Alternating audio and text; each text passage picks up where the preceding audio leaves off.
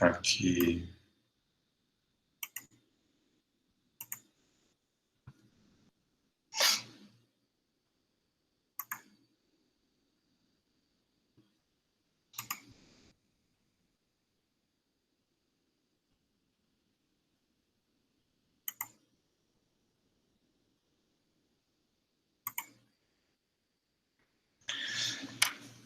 Beleza? Posso começar então? Então eu vou falar sobre organismos e essa relação desses organismos com o solo. A gente sabe que esse solo ele é um conjunto, né, de minerais, isso seria a parte abiótica, minerais, compostos orgânicos, água e ar, né? Então quando a gente vê aquela massa, né, pulverizada, né, é um produto oriundo da degradação de uma rocha, né? Esse solo, ele tem ar, e essa presença desse ar é extremamente importante para a manutenção, não somente do sistema radicular, mas como a vida representada por esses organismos, que muitos desses organismos são aeróbios, que ficam na presença, que ficam presentes nesse solo. E eles não consolidados, né, normalmente ele é localizado à superfície da Terra, com atividade biológica e capacidade de suportar a vida das plantas, né? Um sistema radicular é um sistema vivo, uma raiz é um sistema vivo, e para esse sistema vivo poder se desenvolver, necessita, né, de ter estabelecimento de algumas propriedades nesse solo, e uma delas é a questão do oxigênio, a questão do ar presente, os microporos, e tá. Esse solo é um sistema biológico dinâmico, né, considerado como o principal reservatório, né, da diversidade biológica,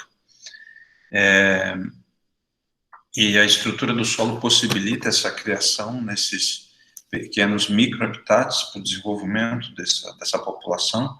Então, se você considera uma floresta, quando se fala de diversidade, a primeira imagem que vem à mente de vocês é uma floresta, com plantas, animais diversos, dependendo, né, das condições que existem, climáticas, existem particularidades com relação a essas populações vegetais e animais. Você também tem populações um pouco menores, né, que coabitam nesse solo e que estariam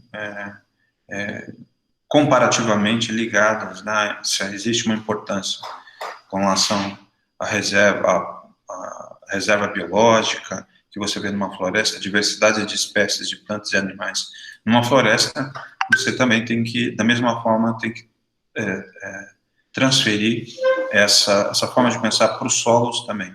A manutenção dessa biodiversidade nesse solo, ele é extremamente importante, e quando a gente fala de agricultura, isso se torna ainda o segredo de elevação de grandes patamares de produção e uma comunicação direta com outros estratos que nós temos, estratos ecológicos que intimamente nos conecta, né? Conecta a fauna, conecta a flora, conecta nós, seres humanos, que exploramos os produtos gerados desse solo. Então, esse solo ele é altamente variável, temporal e espacialmente, e micro e macroestruturalmente. Uma grama desse solo ele pode conter 90, né, 9 vezes 10, ou 90 bilhões de partículas, e de 8 a 10 milhões, né, 8 vezes 10 a sexta, de centímetros quadrados da superfície exposta. E essas variações que nós temos desses solos têm a ver com a ontogenia desse solo. Vocês estudam nas disciplinas de física de solo, né, solos, conservação, as disciplinas ligadas à parte de solo. Ele tem variações de acordo com quantidades e proporções de areia, silt e argila.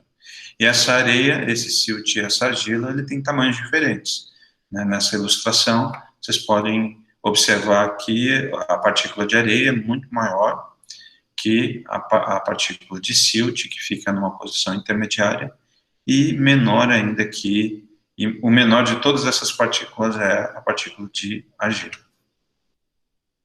Esse solo, ele fornece algumas, como já tinha, né, a gente já vem conversando, serviços ambientais que possibilitam a vida na Terra, extremamente essenciais, e daí a gente levantar a bandeira da extrema importância que nós temos de manter essa biodiversidade, essas relações, esses elos que nós temos com o solo. Uma delas são as questões de heranças culturais, né? Então, nós temos, às vezes, o que nos representa socialmente, aspectos folclóricos, aspectos culturais, estão ligados na forma como a gente explora e produz, tem a ver com históricos de sobrevivência, a maneira como a gente produz os alimentos ligados a essa região, às espécies que coabitam nessa região. Outra função do solo é a produção de alimentos, fibras, né, e combustíveis, não só, né, um alimento direto in natura, mas a gente processa esses alimentos e muitos outros subprodutos, eles são gerados, além da própria produzir alimentos, né, soja e milho, por exemplo, tem uma grande importância, uma grande relevância para a produção de ração animal. E aí a gente tem uma fonte de proteína animal, né, variada. A questão do sequestro de carbono, né, a questão do solo, a gente sabe que o sequestro de carbono, a gente sabe que existem as plantas, os vegetais, pelo processo de fotossíntese, eles retiram o carbono da atmosfera. E aí nós temos vários processos que jogam carbono para a atmosfera, né? São considerados hoje as principais causas de aumento desse CO2, né, desse carbono na atmosfera, as ações de desmatamento, a queima de combustíveis fósseis, o uso de calcário para a produção de cimento são considerados hoje como as principais fontes de emissão de carbono para a atmosfera. É claro, tem a história da pecuária, que a gente sempre ouve, bastante polêmica, né, com relação, se você tem uma grande rebanho bovino, o PUM, né, do boi, que falam, que você vê muito na mídia, né, falando sobre isso, mas aqui não tem nenhuma menção como sendo a principal fonte de emissão de carbono para a atmosfera. E é claro que, quando a gente fala dessas fontes de emissão, qual é a consequência da emissão de carbono para a atmosfera, como a questão da queima, né, de combustíveis, como a questão do desmatamento, né, que nós temos, é a história da contribuição para o aumento do aquecimento global, né, que a gente tem comprovações. Então, atualmente o processo é realizado, né, o sequestro de carbono é realizado pelo crescimento dos vegetais, então a manutenção dessas plantas, eles permitem isso através do processo da fotossíntese, e também a gente sabe que 75% do planeta é coberto por oceanos, eles são absorvidos pelos oceanos, são absorvidos pela população de algas que coabitam nesse local e que fazem a fotossíntese, né? E, além disso, o próprio solo, ele também é responsável pela absorção desse carbono, né? Lembrando que a matéria que compõe os vegetais, ela é composta de carbono, né? A lignina tem, né, a celulose, tem lá na sua constituição química grandes cadeias de carbono, os açúcares tem lá diferentes tipos de, né, polissacarídeos, né? Grandes cadeias de carbono que fazem parte dessa cadeia. Então, essa é uma das funções que a gente vê do solo, a questão do sequestro de carbono. A purificação da água e a degradação de contaminantes, nós temos populações nativas dos solos, alguns tipos de micro-organismos que têm essa habilidade, têm moléculas químicas capazes de degradarem, de destruírem compostos xenobiontes, né, que a gente chama o processo de biorremediação. A gente vai ter uma aula sobre biorremediação do solo. A regulação do clima, né, a gente sabe que existem os ciclos biogeoquímicos, e essa questão das condições de ciclo, isso tem a ver com o que a gente falou do sequestro de carbono, né, os dias muito quentes, ou os dias muito chuvosos, essas nuances, essas variações muito extremas, variações climáticas muito extremas, elas têm uma íntima relação com esse desequilíbrio, essa falta de comunicação que nós temos com relação à manutenção dessa biodiversidade de fauna, de flora, com relação ao desmatamento, essas ações que estão ligadas a ações do homem com relação ao solo, tá? A ciclagem de nutrientes, né? Então, a população de micro-organismos que habita nesse solo, ele vai ajudar sobre esse processo de transformação desse material orgânico de fonte animal, vegetal, né? Classicamente, a gente sempre se refere a esses indivíduos orgânicos, né, em que a matéria é orgânica, animal ou vegetal, que quando morrem, eles precisam, aqueles nutrientes que são aprisionados, eles são devolvidos por esse processo de ciclagem, gerando um produto final que é o humus, né? Então, as fezes desses diferentes fontes de animais vão devolver para essa natureza esses compostos inorgânicos, esses íons que vão ficar aqui na solução do solo e as plantas vão absorver. Então, são relações de funcionalidade desse solo. Os habitats, né, para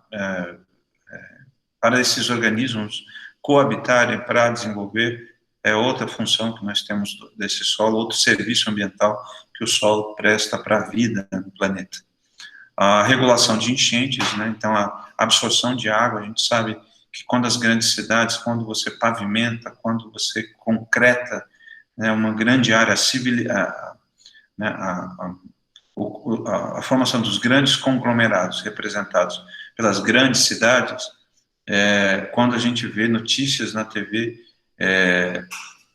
de enchentes, de elevação de níveis de rios, eles são consequências dessa pavimentação de superfície, consequência dessa não proteção de mata ciliar próxima a esses rios, a essa impossibilidade de absorção dessa água nessa grande área, né, de espaço que você tem, em que as chuvas, os regimes de chuvas, eles incidem sobre esses locais, e essa água, a gente vai falar sobre ciclos biogeoquímicos mais à frente, e vai falar sobre o ciclo da água, e vocês vão entender que a água, um dos momentos, né, dessa ciclagem, dessa passagem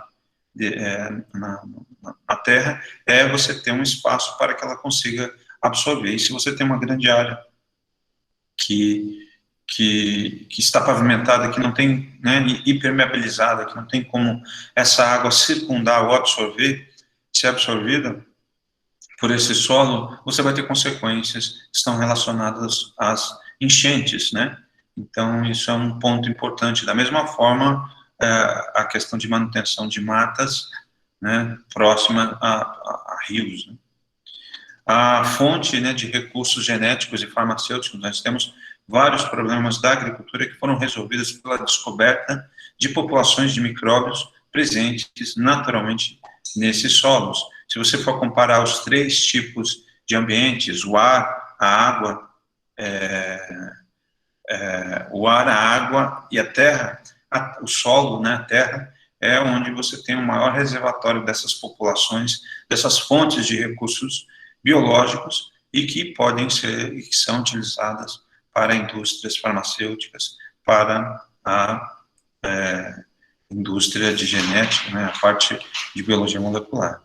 E a base para a infraestrutura humana, né, a questão das construções civis, é uma outra função que o solo tem. Então, a questão da densidade que esses diferentes solos têm, eles são importantes para você poder afundar, né, colocar as fundações das casas e prédios que nós temos, que dão sustentabilidade às nossas habitações. E, além disso, a gente sabe que esse solo, e o solo representado por rochas, eles fornecem inúmeros tipos de materiais de construção, né, a gente sabe que hoje, no passado, né, eu moro no sul, e no sul a gente tem muitas construções de madeira. A construção de madeira é uma herança é uma herança da civilização, do processo de civilização português, né? Hoje a gente sabe que é quase que anti-ecológico você ter muitas casas e construções de madeira, e até mesmo comparativamente com as casas de alvenaria, né, as casas de concreto, né, elas têm uma durabilidade menor que as casas de concreto.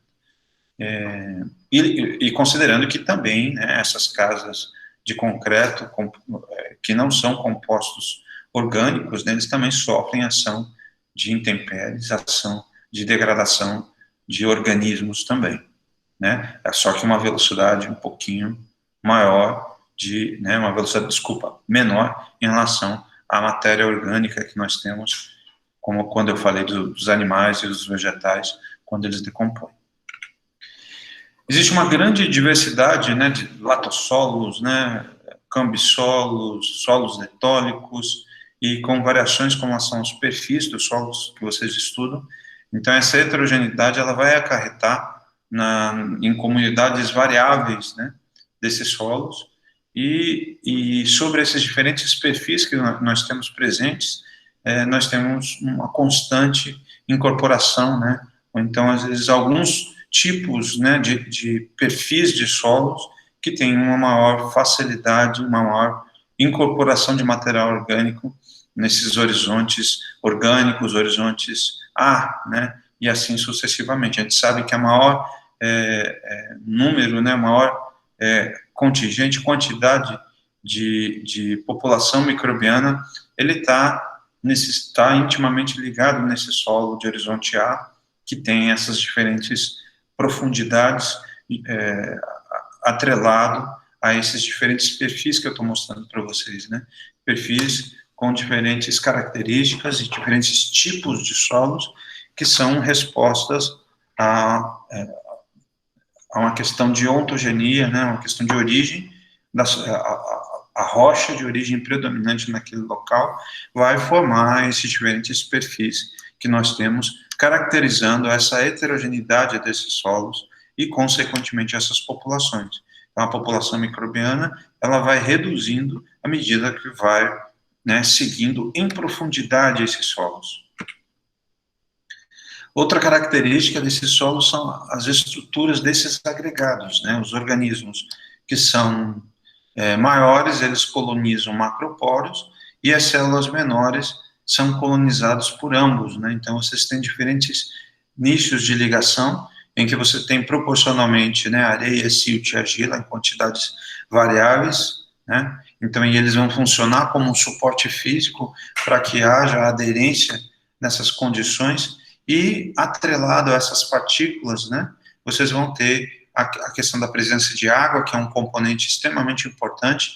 Os períodos chuvosos do ano, vocês vão ter populações maiores de fungos, bactérias presentes nesse solo e que vão estar atuando nesses processos de incorporação de material orgânico, de fornecimento de nutrientes disponíveis para as plantas, de degradação, né, de conexão, de fornecimento da vida nessa risosfera, nessa porção viva desse solo. Então, aqui é uma representação dessa forma de interação desses agregados, né, vivos, né, agregados não vivos aqui, que vocês têm representados por areia, silt e argila, e formando uma ponte entre esses agregados, a existência da água, né, e a extrema importância da água que se conecta nesses macro e nesses microporos do solo. Os hotspots, né, eles são zonas, né, em que possuem uma elevada atividade biológica devido à presença de fontes nutricionais biodisponíveis, né. Então, essas zonas próximas ao sistema radicular, eles emitem exudatos, e esses exudatos servem como alimentação. Então, alguns organismos, eles ficam próximos, alguns organismos, eles parasitam, né, e quando eu estou falando de parasitismo, estou falando do parasitismo harmônico, como a gente vê das bactérias fixadoras de N, como a gente vê do caso das micorrizas, né, o entrelaçado de hifas se conectam com esse sistema radicular, e aí você vê o estabelecimento das funções nesses seres. O termo hotspot, ele também é dado para áreas, né, onde você tem elevada riqueza natural, também para florestas, em termos de biodiversidade, e logo esses hotspots que você vê também utilizado para essas áreas de florestas, eles também são eles carecem, né, e são extremamente urgente a necessidade de estratégias de conservação dessas áreas, né? Então,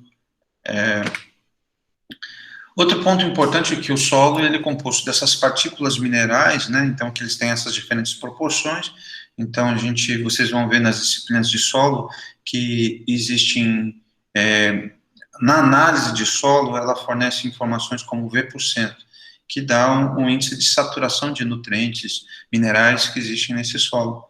E aí, alguns solos, eles possuem essa quantidade maior ou menor de nutrientes de acordo com a sua rocha de origem. Só que a grande maioria, a gente sabe, não possuem esses nutrientes disponíveis de uma maneira natural. E aí, você tem a agricultura, você tem o homem fazendo essa reposição com um suporte da análise química do solo, em que você vai fornecer as condições, vai fornecer os nutrientes de uma maneira a satisfazer aquilo que a espécie que você pretende cultivar, né? E sempre as recomendações de adubação, elas são direcionadas para a espécie que você pretende cultivar. Existe uma exigência nutricional da cana-de-açúcar, existe uma exigência de nutrientes que na soja, no feijão, no milho, numa planta perene, em que a exigência da planta versus a quantidade disponível de nutrientes presentes no solo é que vão auxiliar nesse processo de incorporação desses minerais e reposição para as plantas. É claro que existem, além disso, existem hoje tecnologias como a própria agricultura de precisão, que tem a proposta, ao invés de você colocar essa exigência de uma maneira homogênea numa área, num talhão de solo, você divide em grids, e esses grids, você faz análise desses grids, alguns grids seriam quadrados, marcados na área desse talhão, e a gente sabe que existe uma heterogeneidade. Eu acabei de falar de heterogeneidade dos solos, e existe heterogeneidade no próprio talhão, até mesmo com relação a roças de origem. E aí você pode colocar, não somente com fertilizantes, fertilizar o solo de uma maneira, a quantidade necessária, por exemplo, para a cultura da cana-de-açúcar, colocar a mais ou a menos, né, nesses talhões, dando exatamente aquilo que é necessário e gastando exatamente aquilo que é necessário, né? Isso eu estou falando da tecnologia de agricultura de precisão. Então, da mesma forma que existe para nutrientes, de dar a quantidade, dividir em quadrantes e distribuir de uma maneira a colocar mais onde precisa mais, colocar menos onde precisa menos, você também tem estratégias de aplicação de estratégias de proteção de plantas, né? Aplicação de herbicidas, inseticidas e fungicidas também, dividindo em talhões e aplicando de uma maneira heterogênea, colocando mais onde precisa mais, né? A história das fotografias aéreas para poder caracterizar onde tem mais plantas daninhas, onde tem menos plantas daninhas, e aí você vai otimizar, sistematizar a proteção de plantas nessas regiões, e isso, com certeza, ele vem de acordo com essa necessidade que nós vemos de uma agricultura mais sustentável, né? Mesmo você utilizando produtos químicos, né, da agricultura convencional, e questionando essa questão de você considerar tudo como sendo uma mesma coisa, sem considerar a heterogeneidade espaço-temporal que existe nesse solo, tá? Então, aqui são dois exemplos, né, aqui nesse gráfico do tipo pizza, a participação na quantidade de partículas, né, a maior parte de partículas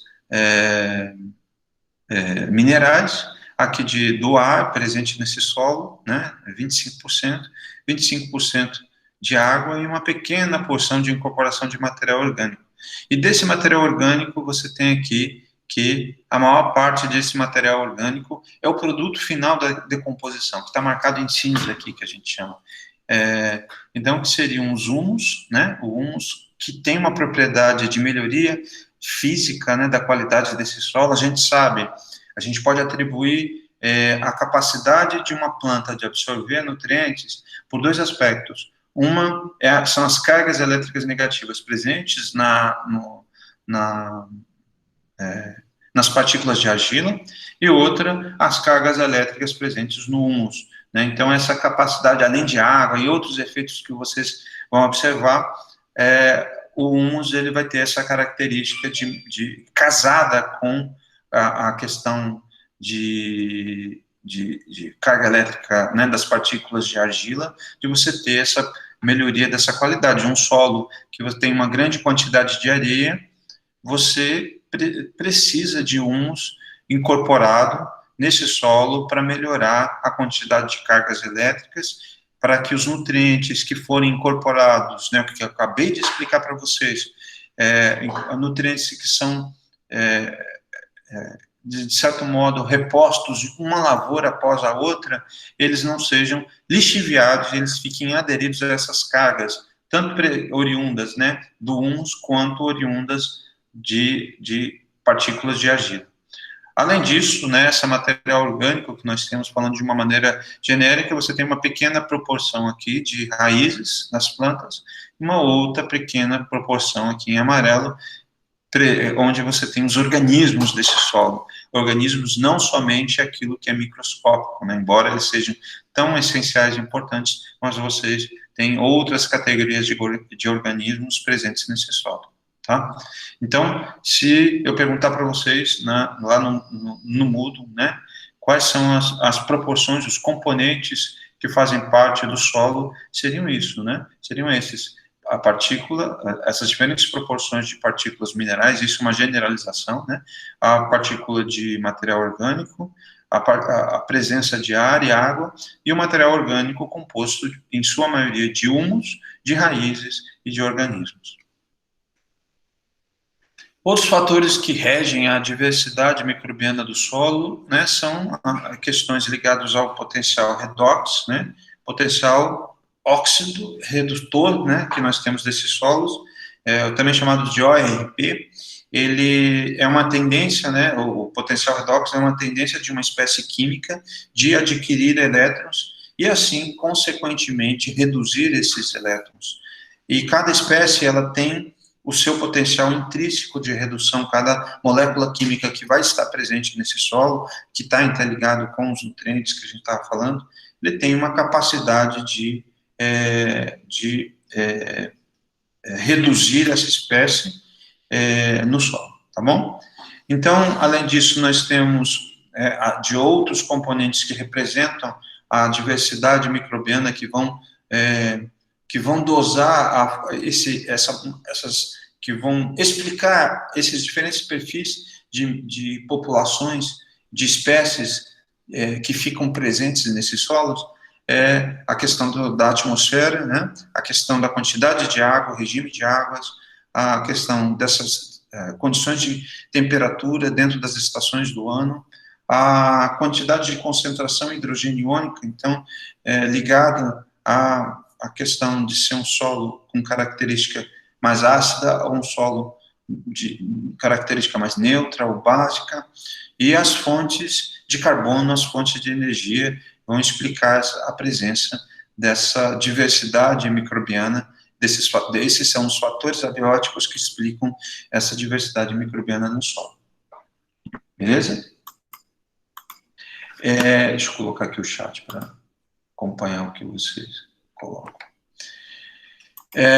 E os fatores bióticos são as populações naturais que existem nesses solos, né, e essas interações que têm, devido às interações maiores ou menores com esse sistema radicular, que representa a rizosfera, vai representar o que a gente chama desse perfil, dessa diversidade microbiana.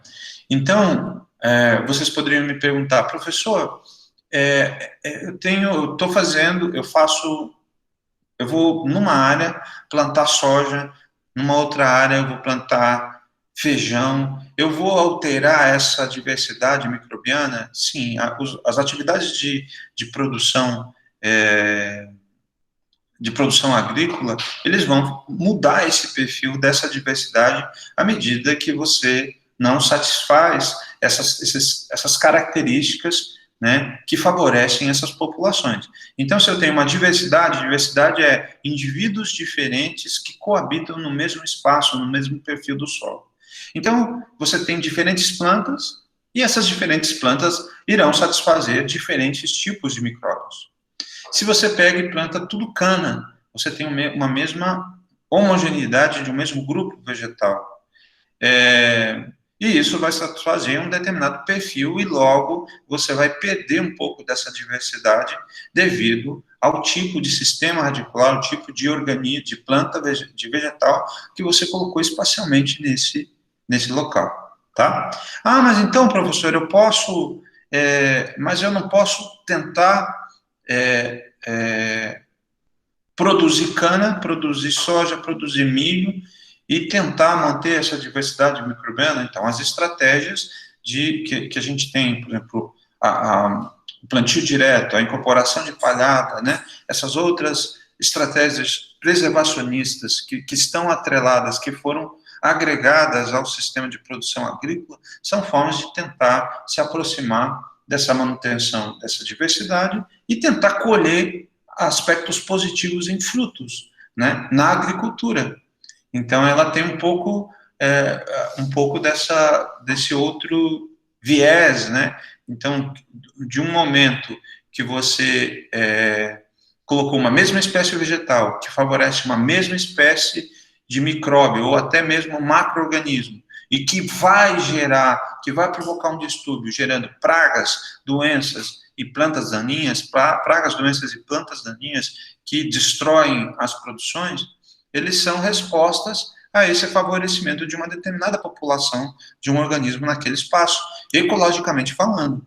Então, e aí vocês poderiam me perguntar, então é culpa nossa a existência e o surgimento de pragas e doenças na agricultura? Na verdade, é uma resposta. Nós temos a nossa culpa, mas nós temos também formas de você conseguir dosar esse equilíbrio desse favorecimento de uma população, de um organismo presente nesse local. Entendo dessa forma. Então, a existência dessas múltiplas pragas associadas a essas diferentes culturas que nós cultivamos, elas são em resposta a essa homogeneidade que nós temos, que a gente coloca de uma mesma espécie vegetal. Por isso é questão que ano após ano, quando se fala rotação de cultura, não é por acaso, se fala com a tentativa de não criar uma condição predisponente que favoreça uma população adaptada àquela cana, aquela soja. Eu tenho lá, por exemplo, feijão, eu tenho 3 tipos de safras, uma safra de verão, feijão de primeira safra, de segunda safra e de terceira safra. Se eu plantar na mesma área esse mesmo feijão, ocupando, extraindo nutrientes desse mesmo local, indubitavelmente eu estou esquecendo, né, ignorando uma questão técnica, que é essa questão de, quando se fala dessa população, dessa diversidade microbiana desse solo, eu não estou falando por uma questão pura e simplesmente de modismo, mas sim por uma questão de sustentabilidade do sistema agrícola. Eu posso produzir nessas 3 safras, mas muito em breve aquela área vai ficar condenada pela presença de pragas e doenças. Tá? Tinha um outro ponto para falar a respeito desse assunto, é que essa diversidade microbiana eu posso quantificar nesse solo. No módulo 2 eu vou colocar lá, uma delas é a questão da diluição em série. Eu posso pegar 1 grama de solo, pegar uma amostragem, assim como a gente faz a amostragem química, eu posso também fazer, de química e física do solo, eu posso também fazer uma amostragem microbiana e caracterizar essa diversidade de população que existe, número de células viáveis que existem, e uma das técnicas que a parte prática do módulo 2 será a diluição em série. Foi um vídeo que eu coloquei para vocês, acho que já está lá no Moodle, que tem a legenda embaixo, está em inglês, mas é essa 1 grama que você vai diluir em diferentes tubos de ensaio e depois você vai plaquear, né, as proporções mais diluídas desse solo. Tá bom? E outro ponto que eu tinha, para finalizar esse slide, eu estou falando muito nesse slide, né, essa questão um solo, vocês poderiam me perguntar, um solo que está degradado, professor, eu posso voltar, eu posso aprimorar a população microbiana original? Então, um solo que apresenta muitos compostos xenobiontes, por exemplo, resíduos de fertilizantes, resíduos de agrotóxicos, eu posso eliminar essas moléculas que são nocivas para essa população, que impedem com que haja esse crescimento, essa diversidade microbiana? Sim, por exemplo, a própria injeção de oxigênio no solo, existem várias estratégias, né? Uma delas é isso, além das estratégias que a gente constantemente fala em agricultura, você tem essa questão de bombardeamento de oxigênio no solo, a própria, existem empresas de biorremediação que têm populações microbianas altamente resistentes e adaptadas, em que você incorpora nesse solo esses micróbios, em que até para a água, né, para vocês terem ideia, até para contaminações de água por resíduos de hidrocarbonetos, né, de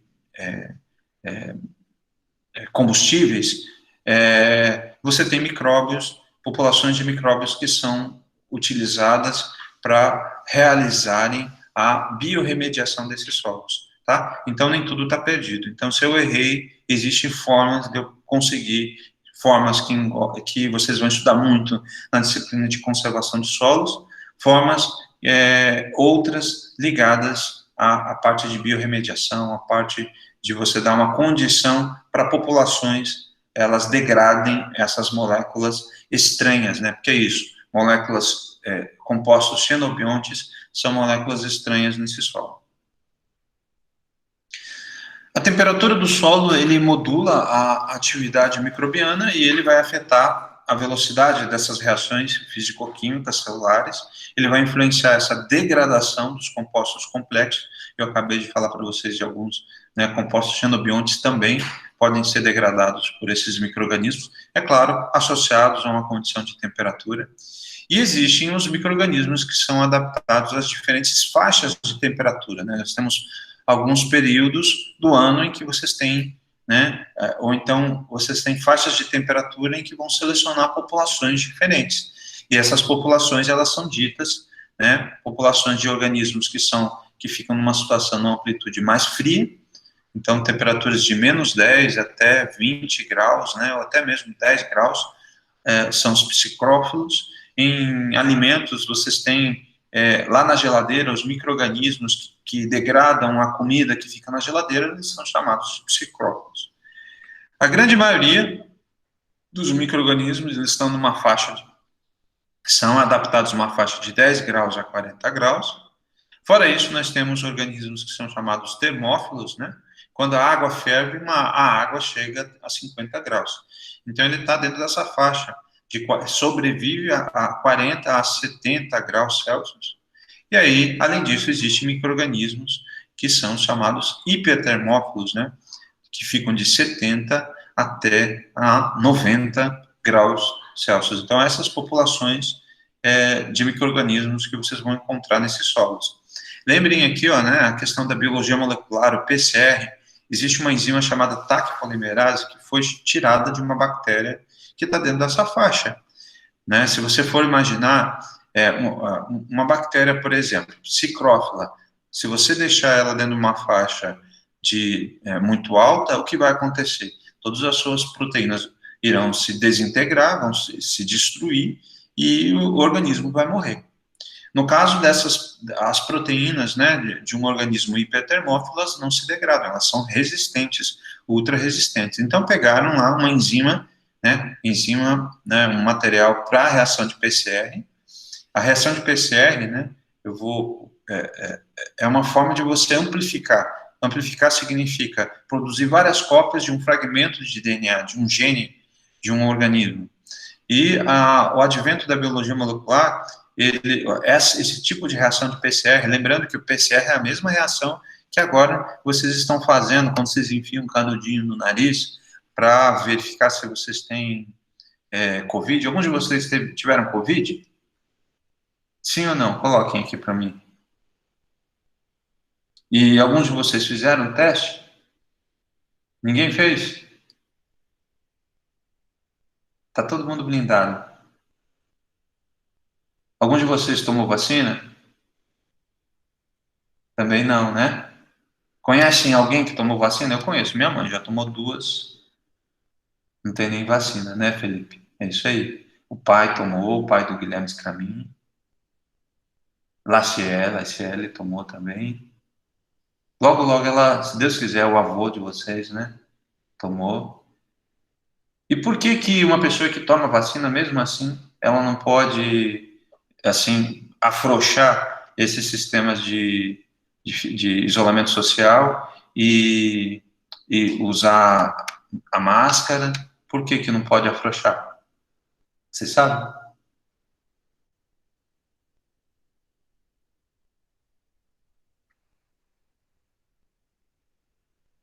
Porque, na verdade, vocês ouviram esses dias em Maranhão, uns marinheiros lá que chegaram. Por que que algumas vacinas eu posso viver em contato com o patógeno e outras não? Por causa dessa questão de variabilidade. No caso do Covid, existem cepas, como essa que agora está sendo noticiada essa semana. Não, não. Leva um tempo também, DSL. Mas se você esperar 1 mês e meio, né, 2 meses, ele vai desenvolver. É mais ou menos o tempo que você tem para produzir anticorpos. Está certa também, na série. Mas depois desse tempo, por exemplo, mesmo depois desse tempo, você também, no caso do Covid, não pode dar moleza. Por quê? Por causa dessa questão dos. Porque os anticorpos foram feitos por uma determinada cepa, por um indivíduo da população. E como é vírus, né, nesse caso, as doenças virais têm muito essa características. Tem cepas que são muito diferentes, aí você não tem um anticorpo que vai combater essa nova cepa que está chegando, por exemplo, que eu estou colocando aí no Maranhão, esse Covid que é que matou um monte de gente lá na Índia. Então esse é o grande problema. Então, a partir do momento que a gente tem uma vacina que vai conseguir ter uma amplitude muito grande para todas as possíveis cepas, porque é aquela história, aquela luta. O hospedeiro é o homem está tentando se defender e o vírus está tentando manter a perpetuação da sua espécie, gerando variantes. Então, essas variantes que estão presentes no ambiente que são um problema. Então, quando a gente é criança, esses dias eu fiz um exame de sangue e eu vi uma lista de coisas que eu tinha, a gente chama de IgG, né, que são os anticorpos que a gente tem de várias doenças, de hepatite, etc, etc. E aí você vê os IgGs sendo produzidos que o exame de sangue ele detecta, né? Existem vários testes. E aí você vê os perfis ali naquele solo. Desculpa, perfis naquele solo não, os perfis que a gente tem. Então, algumas doenças, como eles não têm muitas variantes, eles quase que dão uma proteção meio que perpétua, às vezes por um período de 10 anos, de 10 em 10 anos, vocês têm programas de vacinação para alguns tipos de doenças. Tá? Então, por que que eu estou falando isso? É por causa da questão do PCR, que é o tipo de reação que tem mais a ver com detectar positivo ou negativo, né? Então, você pega um fluido nasal, né? E faz o teste de PCR, que é uma amplificação de uma região do gene que permite a identificação desse vírus, do vírus do COVID. Então, eu peguei o meu fluido, o DNA, vários DNAs que eu tenho aqui no meu nariz, eu coloco dentro de um tubinho, e aí eu coloco vários reagentes, coloco a TAC polimerase que foi tirado desse grupo de organismos, porque o PCR ele chega a uma temperatura de 90 graus dos ciclos do PCR. Então, ele vai fazer com que haja uma amplificação de uma região específica. Se existir o DNA do vírus na minha amostra, ele vai amplificar, e aí é um resultado positivo.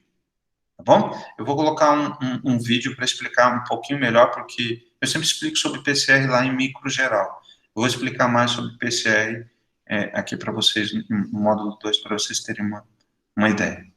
Tá? Então, eu gostaria de dizer que existem esses organismos e que eles podem estar presentes nesses solos e terem vários tipos de atividades e importâncias. Nem tudo está perdido, né? Então, quando quando a gente vê um solo degradado, existe uma luz no fim do túnel a partir do momento que a gente vai em busca de técnicas, tá? Sobre ser hóspede, né, aí é uma relação mais de alguns grupos de seres, como a gente vê no caso do Covid, de indivíduos que às vezes eles não expressam sintomas, e eles ficam como sendo quase como um vetor, né? Então ou então vê como um sintoma muito brando. Isso para todo indivíduo a gente chama de tipo de reação. Então, imagine, um indivíduo, às vezes as pessoas não consideram isso, eles podem ser imunes, de modo algum eles expressam sintomas, eles podem ser resistentes, expressam sintomas, mas os sintomas são bem brandos, bem pequenos, né? Isso acontece para plantas também. Indivíduos que têm um sintoma muito, muito drástico, seria um indivíduo suscetível. Então, a gente sabe que dentro das pessoas, né, o sistema de vacinação dos idosos, ele vem para o Covid por causa dessa questão deles serem muito suscetíveis e os danos serem muito drásticos, né? As consequências, né, dentro desse grupo chamado grupo de risco, tá? Mas a gente também percebe situações de bebês recém-nascidos também com situações, né, de morrerem por Covid. Então, a gente vê, existe uma estatística aí, esses dias eu vi uma reportagem falando também dentro de outros grupos. Mas professor, existe também um meio termo entre resistente e suscetível? Então, resistente e suscetível significa que são indivíduos que são infectados e que expressam sintomas, um sintoma mais brando, resistente, um sintoma mais drástico, suscetível. E existem situações, sim, de uma situação mais moderada, né, um meio termo entre resistente e suscetível, ou entre, né, mais próximo de resistente, mais próximo de suscetível, também existe. Que a gente às vezes chama de moderadamente resistente, moderadamente suscetível, altamente suscetível, é o que a gente chama de reações diferenciais com relação às interações com esses micróbios, tá? Nesse caso, o vírus. Qualquer doença, vocês vão encontrar isso, variação. Às vezes, alguns indivíduos dentro desse espectro, né? Indivíduos que ficam imunes, por exemplo, que a doença de maneira alguma entra em contato com o vírus, mas você não vê a doença nunca ocorrer sobre esses indivíduos. Beleza? Sobre ser hóspede, é uma questão disso, né, que eu falei para vocês, né, de você, quase como uma reação de imunidade, alguns são capazes de transferir essa doença.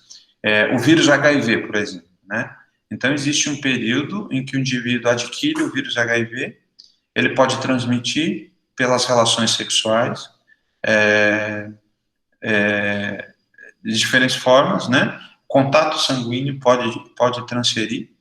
Aí esses indivíduos que são portadores do vírus, eles podem receber um medicamento. Esse medicamento ele vai cortar justamente a amplificação desses fragmentos virais dentro do indivíduo que vão quebrar a imunidade, né? Vírus da imunodeficiência adquirida, né? O desenvolvimento, o desencadeamento da doença, AIDS, né? Ele vai ocorrer a partir do momento que o sistema imunológico ele não tem defesa. E quando você toma o medicamento, você corta a amplificação desse vírus que vai ter essa ação sobre a imunidade. E aí esses indivíduos deixam de serem transmissores, por exemplo. Deixam de serem, na verdade, eles são chamados de indivíduos não detectáveis. São portadores do vírus HIV, né? Tem uma grande população de pessoas no mundo que são portadores. Aliás, o vírus HIV é considerado a maior epidemia que existe no mundo e matou muito mais pessoas que o próprio Covid, para vocês terem ideia. Só que isso não é noticiado, né?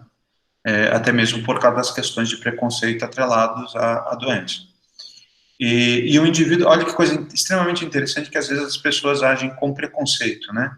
Às vezes você tem um relacionamento com uma pessoa e descobre que a pessoa tem o HIV e aí você você ama aquela pessoa e deixa de namorar com aquela pessoa.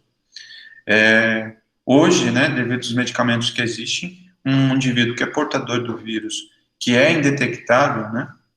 Ele pode ser até pai e pode ter relações sexuais com a sua esposa sem transmitir o vírus, né? Então, o indivíduo ainda é dependente, né, das substâncias químicas, né, do medicamento, mas ele pode ter relações, então, por exemplo, se teve uma relação sexual e estourou a camisinha, e ele é indetectável, ele não transmite, né, o vírus. E ele pode ter filhos também. Tanto homens quanto mulheres que são indetectáveis podem terem filhos, né. Com relação à transmissão pelo sangue, né, eu não sei se a legislação mudou. Esses dias eu vi na TV, né, que homossexuais eram sempre considerados como grupos de risco, que eles não poderiam doar sangue. E agora eles podem doar sangue, né, mesmo tendo uma relação estável, etc, etc. Porque quando você doa sangue, sempre eles fazem os exames com sangue. E aí eu não sei se um indivíduo provavelmente não, né? Um indivíduo não detectado, ele pode doar sangue, por exemplo. Mas, enfim. Voltando, então, ao assunto do solo, né? Eu tentei responder o que vocês colocaram aí no chat. Então, alguns processos bioquímicos, né, no solo, eles são termosensíveis. Então, a temperatura, ele vai regredir, ele vai favorecer ou desfavorecer a ocorrência daquelas reações, como o caso da degradação da matéria orgânica.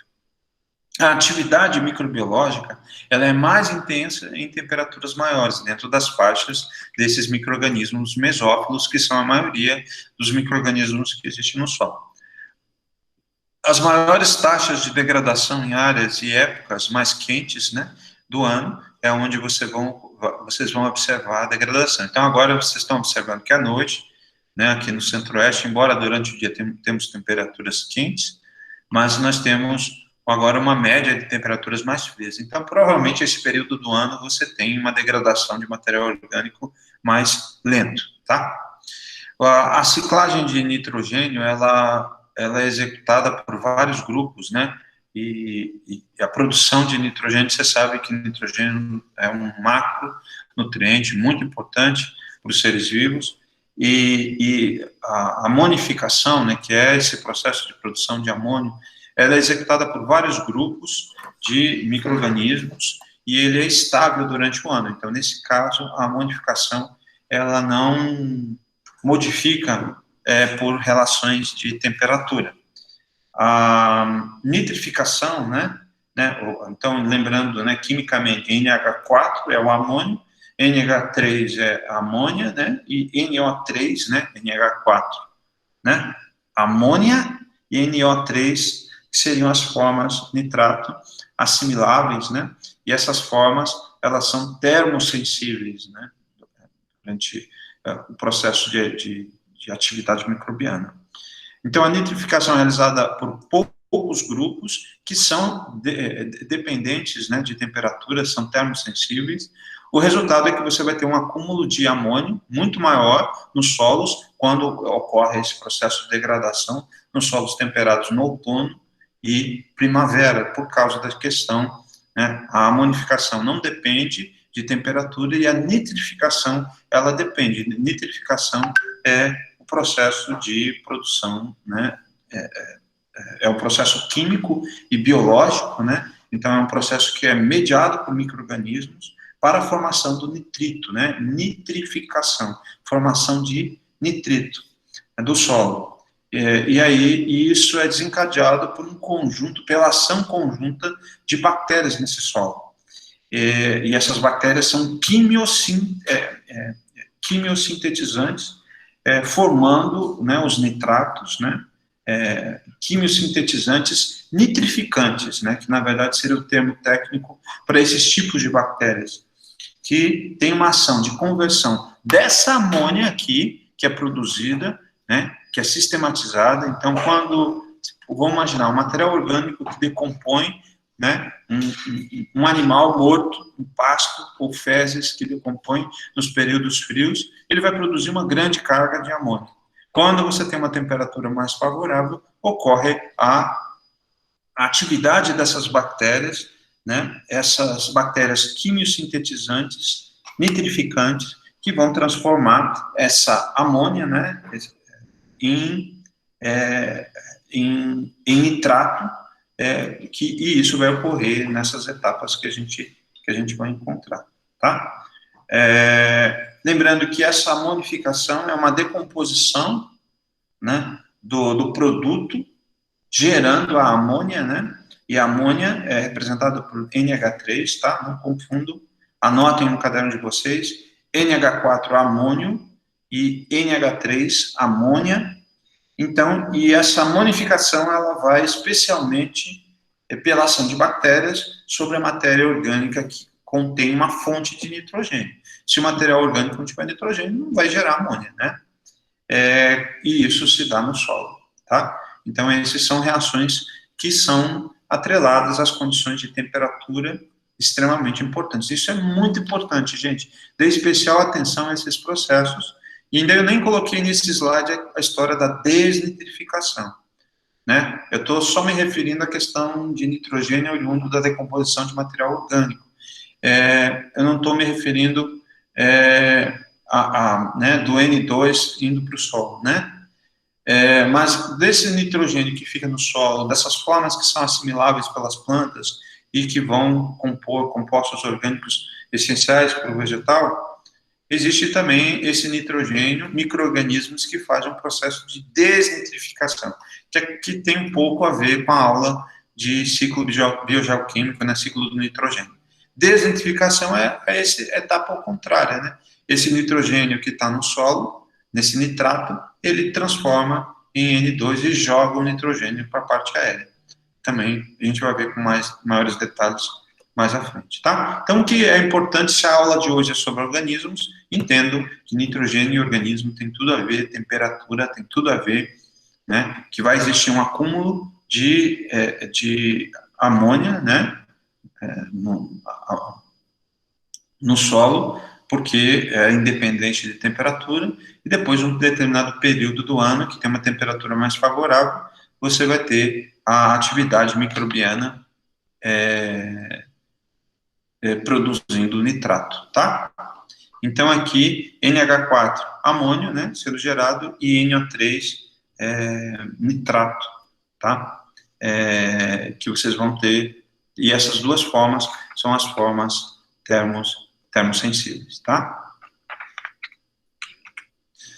A água é o essencial componente no solo e ele pode ocorrer de três formas. Existe uma água que a gente chama uma água higroscópica, conectada, aderida às partículas do solo, e ela pode ser seca, pode provocar, as plantas não conseguem absorver, né?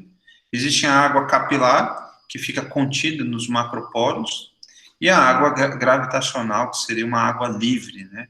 Então, se é água livre, seria o que a gente chama de capacidade de campo para as plantas absorverem essa água. Então, a gente sabe, até hoje eu estava conversando com o Marcel aqui, existem algumas espécies de plantas que você vê uma rápida, que tem uma exigência de água, uma quantidade de água maior em relação às outras, né? Algumas têm uma adaptação, obviamente, mas é muito interessante essa capacidade, porque quando absorve, então, entendo o circuito, né? Vem do solo, mantém nessa folha, tem a radiação solar, que é extremamente importante para os processos de fotossíntese, mas ao mesmo tempo que você tem essa reação importante, que é a fotossíntese, você tem o processo de transpiração, que é essa eliminação do vapor d'água.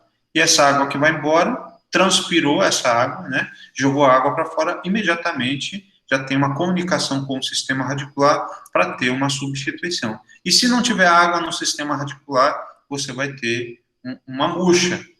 E se essa murcha durar muito tempo, ultrapassar o ponto de murcha permanente, essa planta vai morrer, né? Ou ela vai ter os estresses hídricos, né? No caso de plantas, plantas de vaso é o melhor exemplo que eu posso dar para vocês observarem estresse hídrico, observar que é uma falta d'água. Ela vem da ponta, a queima da folha começa da ponta, avançando pelas bordas. Então, quando vocês olharem uma planta que as pontinhas estão queimadas e as bordas estão secas, isso significa que ela passou por algum processo de desidratação ou falta d'água, tá? Então, alguns micro-organismos, eles dão esse suporte, melhoram essa água, esses diferentes tipos de águas que existem próximas às partículas do solo. Né? As micorrizas, por exemplo, elas aumentam essa resistência porque elas têm a estrutura do micélio do fungo, é quase como uma expansão do sistema radicular. O sistema radicular não foi capaz de expandir para ir em busca de sítios nutricionais, ir em busca de água, mas o sistema radicular, essa associação com micorrizas, árvores, tem muito isso, né? Tem várias espécies de cogumelos, por exemplo, que têm propriedades, que têm ações muito parecidas com fungos micorrízicos. E eles podem ter essa função de aumentar a resistência da planta à água, à falta d'água. Então, os micro-organismos, eles conseguem utilizar todas as formas de água do solo. Já a planta tem alguns tipos de águas que são mais essenciais para darem suporte para o seu desenvolvimento, tá? Então, a água é importante para a manutenção dessa diversidade, que é essencial para a manutenção da sobrevivência dessa parte aérea. Lembrando que essa maior quantidade de água na parte aérea, ela tem uma íntima ligação com o processo de transpiração, ou evapotranspiração, que a gente chama, né? A água na forma de vapor que vai para o ar. E essa água depois vai constituir as nuvens e depois vai seguir o ciclo da água, que a gente vai ver mais à frente. O pH do solo, ele também pode atuar sobre micro-organismos do solo sobre diversas maneiras. Então, desde a alteração na atividade celular das membranas, alteração na capacidade nutricional, né, a atuação sobre os complexos enzimáticos do solo e a alteração na disponibilidade de nutrientes. O pH ele é considerado em vários estudos como o principal agente da estruturação, né, da comunidade bacteriana desses solos, né, o potencial hidrogeniônico. A gente sabe que solos com alta concentração de hidrogênio, né, solos ácidos, ou com alta concentração de alumínio, eles vão prejudicar a absorção de nutrientes. Então, por mais que você use agricultura de precisão, por mais que você faça adubação equilibrada, se você não fizer uma correção adequada desse solo, quer seja em profundidade, com a gesso, né, que ele lixivia o gesso, né, e corrige hidrogênio e alumínio em profundidade, ou a questão da incorporação de calcário calcítico, calcário dolomítico, nesses perfis da planta-alvo que você utiliza. Se for uma planta perene, eu tenho que ter um olhar em cima de um perfil em profundidade. Se for uma planta, né, anual, você pode trabalhar com os 30 centímetros que você tem de desenvolvimento ou mais do sistema radicular para evitar essa incompatibilidade. Então, solo ácido vai prejudicar. Posso ter o máximo de tecnologia, mas se você deixar tecnologia num solo ácido, não tem como produzir. Tá bom? Meninos, estão acompanhando? Alguma dúvida até aqui? Eu acho isso daqui muito interessante. Eu acho isso que tem total relação com a atividade de um engenheiro agrônomo, né? Que explica muitas coisas, muitas formas de agir, né? Por que eu aplico calcário? Por que é necessário essa questão a importância da agricultura de precisão, a importância da diversidade microbiana, incorporação de matéria orgânica, importância do plantio direto, tudo está interligado a isso, né? E considerando o solo como um elemento essencial, né? O agrônomo tem que ter como elo principal da sua atividade profissional considerar a importância que é o solo para o exercício profissional, né? E compreendê-lo é um elemento que, sem dúvida alguma, é extremamente essencial, né? Compreender todas essas nuances, essa heterogeneidade que compõe esse solo, para que você consiga fazer com que ele expresse o seu máximo potencial nas interações com os vegetais que a gente utiliza, né? Para a produção agrícola. Então, gente, como eu falei para vocês, os nutrientes, eles são, né, a gente está falando sobre pH, os nutrientes, eles são extremamente importantes. A gente sabe que Eu falei na última aula sobre essencialidade, né?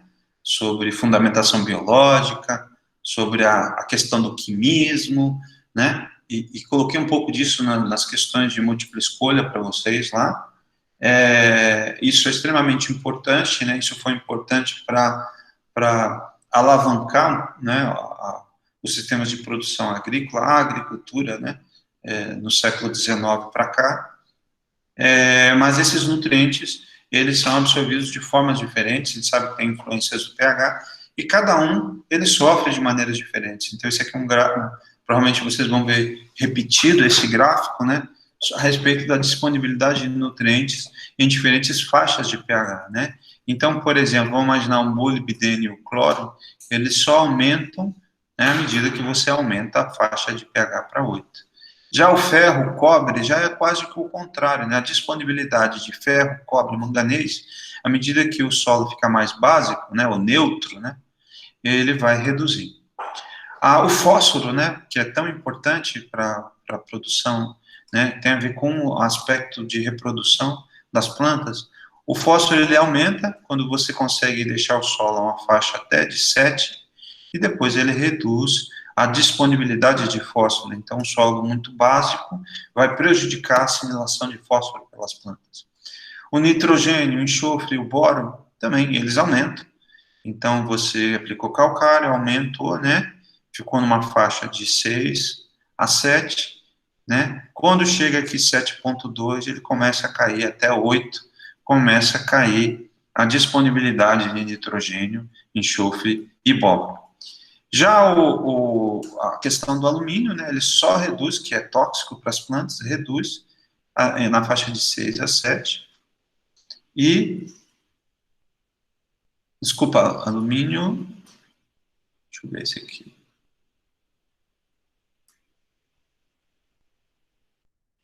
Alumínio e aqui é o mesmo gráfico, né? Potássio, cálcio e magnésio. Tudo bem, Maria Vitória, depois você tem um vídeo, depois eu vou adicionar o vídeo lá para você. E aí o potássio, o cálcio também, a questão da faixa de 6 a 7, ele vai reduzir essa questão da disponibilidade, né? Tem alguma coisa errada com esse gráfico aqui, né? Potássio, cálcio, magnésio é esse azul e alumínio é esse marrom. Vamos lá. Então, esse azul seria o potássio, cálcio e magnésio, ele aumenta e depois ele mantém nessa faixa, né, até o 8. Então, ele não é prejudicado quando você deixa nos valores de pH 8, tá bom? Então, cada planta tem um comportamento pH, mas, de uma maneira geral, ele segue aos padrões de recomendação de adubação, que são de 6 a 7 a faixa de pH, de disponibilidade de nutriente para essas faixas de pH. Então, né, os indivíduos que vivem, né, em micro-organismos que vivem, organismos que vivem em condições de faixa de 1 a 5, são chamados de acidófilos. Os chamados neutrófilos seriam que ficam numa faixa de pH de 5 a 8, e alcalófilos ou basófilos estão numa faixa de 8, né, até 10 ou mais, são aqueles que vivem, micro-organismos que vivem em uma condição mais neutra. Então, são as classes e grupos dessa diversidade de organismos que vocês têm nesses solos. O potencial redox, que eu tinha falado para vocês anteriormente, né, o potencial de oxidação e redução, é uma medida de tendência do ambiente para ganhar ou ceder elétrons para um novo componente ser introduzido. Então, valores positivos, eles têm uma tendência de receber elétrons e no ambiente oxidado. Então, como locais aerados, solos comuns, né, que vocês encontram, ele prevalece a respiração em processos ocorrem de anaerobiose facultativa, né, então, tem oxigênio, mas eles podem viver numa condição sem a presença de oxigênio, uma condição de anaerobiose. Nos valores de potencial redox chamado negativo, a tendência é doar elétrons, aonde o ambiente é reduzido. Então, os locais, eles ficam anaeróbicos, ou seja, o ambiente fica sem a presença de oxigênio, e aí vocês têm populações de micro-organismos nesses solos, nessa condição anaerobiótica, que fazem essas transformações, essas atividades microbiológicas, né, de transformação do material orgânico, né, mesmo numa condição de anaerobiose. E em solos lodosos isso também acontece. Então, eles prevalecem em valores de potencial redox negativo, processos anaeróbicos, redução de sulfato e a questão da metanogênese, que acontece em uma situação sem a presença de oxigênio. As fontes, né, a fonte de elétron, a fonte de carbono e a fonte de energia, os indivíduos eles podem ser classificados de diferentes formas. Então, os indivíduos podem ser chamados de fotolitotróficos, né, que são bactérias púrpuras metabolizantes, né, do enxofre. Esses indivíduos, a fonte de carbono é o dióxido de carbono, que é uma fonte inorgânica, e a fonte de elétron é uma fonte inorgânica também, tá? Aqui, né, para esses indivíduos, a fonte de energia é a luz, são chamados por isso que é chamado de fotolitotrófico. Para esses indivíduos, as bactérias nitrificadoras, que eu acabei de falar para vocês, né, processo de formação de nitrito, nitrato, vocês vão ter a fonte de energia é um composto químico. Então, eles são chamados de quimio-litotróficos, porque a fonte, né, de elétron é um composto inorgânico, né? Lembrem da química inorgânica, e aí vocês fazem química geral no primeiro período, depois fazem química orgânica no segundo período, se não me engano, depois química analítica no terceiro período, né? E aqui, para esses indivíduos também, a fonte de carbono é a mesma, é uma fonte inorgânica, né, que é o CO2. A fonte de luz, né, aqui os chamados os fotoorganotróficos, são as bactérias púrpuras, exceto as metabolizantes de enxofre, né, que estão aqui. Então, a fonte de energia também é a luz, e a fonte de carbonos para esses organismos são substâncias agora orgânicas, e a fonte de elétron também é orgânica, por isso que é chamado organotróficos, né? Então, aqui a diferença entre esses dois organismos é a questão da fonte de energia, que é a luz, e aqui é química, né? Da mesma forma que para esses dois indivíduos. A fonte de elétron e a fonte de carbono é a mesma para os fotolitotróficos e os quimiolitotróficos. Os fotoorganotróficos e os quimiorganotróficos, a fonte de carbono são substâncias orgânicas e a fonte de elétron também são substâncias orgânicas. Só que os quimiorganotróficos, eles têm como fonte de energia a substâncias químicas. E aqui, um quinto grupo de organismos que são classificados de acordo com a fonte de elétron, fonte de carbono e a fonte de energia. Então, nós temos indivíduos chamados de fotoaquatróficos, e eles são compostos por bactérias superiores, algas verdes e cianobactérias, né? Então, a fonte de energia também é a luz para esses organismos. E aí, aquatrófico, né? A fonte de elétron é oriunda da água.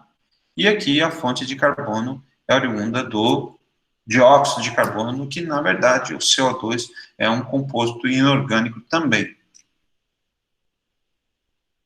Beleza? Então, isso aqui é muito importante, né? Então, uma questão que eu posso colocar para vocês lá, diferencie os indivíduos fotolitotróficos, quimiolitotróficos, fotoorganotróficos, quimiorganotróficos, fotoaquatróficos, né? Esses 5 grupos tróficos que vocês têm de organismos de acordo com a fonte de energia, fonte de carbono e fonte de elétron. É justamente essa explicação que eu coloquei para vocês. Ó. Esse, né? Então, fonte de energia é a luz, aqui a fonte de carbono é o dióxido de carbono e a fonte de elétron é inorgânica, e assim sucessivamente para cada um desses grupos de organismos que vocês vão encontrar no solo. Beleza? Entenderam? Tá? Então isso aqui é muito importante. Coloquem no caderninho de vocês esses 3 nomes e depois revisem isso. Então essa classificação é um dos itens que eu coloco em questões de prova. Ainda estou pensando se eu vou fazer a prova no final do segundo bimestre. Vamos ver.